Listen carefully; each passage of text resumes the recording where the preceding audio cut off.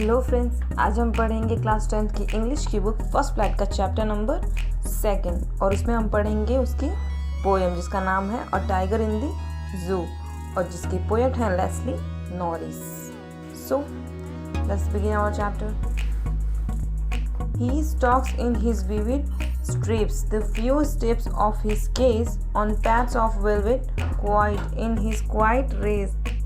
He stalks in his vivid stripes.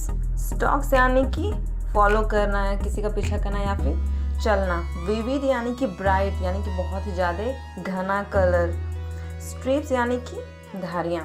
He stalks in his vivid stripes, वे अपनी bright चमकदार धारियों के साथ कुछ दूर तक चलता है या फिर किसी का पीछा करता है। The few steps of his cage यानी कि जो पिंजरे में वो बंद है उसमें कुछ कदम चलता है, ऐसा लगता है जैसे वो किसी का पीछा कर रहा है। On pads of velvet quite, pads यानी कि पॉज का जो पंजा है, वेलवेट क्वाइट यानी कि उसके पंजों को वेलवेट से कंपैरिजन किया गया है, बिल्कुल मतलब गद्दीदार बताया गया है कि जब वो चलता है तो बिल्कुल वेलवेट जैसा फील होता है सामने वाले को देख कर भी।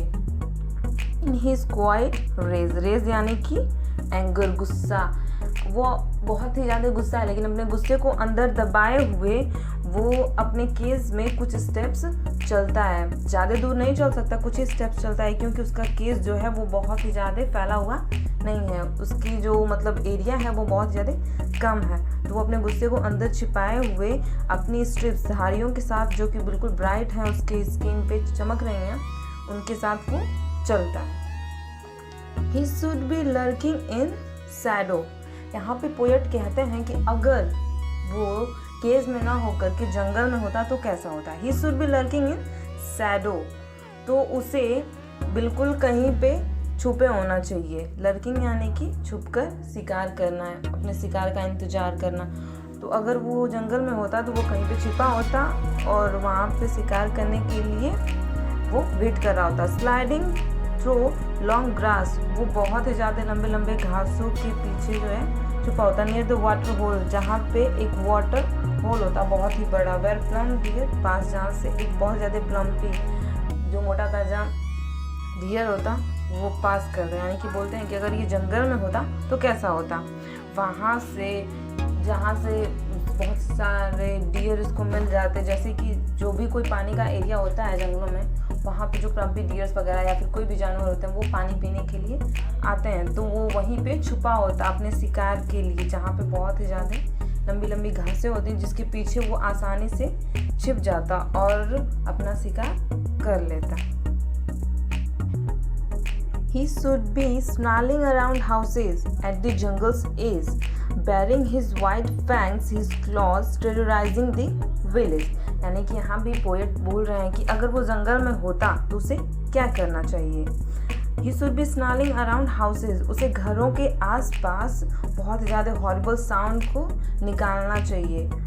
स्नार्लिंग यानी कि मेकिंग एन हॉरिबल साउंड, वो बहुत ही ज़्यादा अगर हॉरिबल साउंड्स को निकालता है तो लोगों को डरा सकता है। एट द जंगल्स एज, जो कि जंगल के बिल्कुल किनारे पे हैं।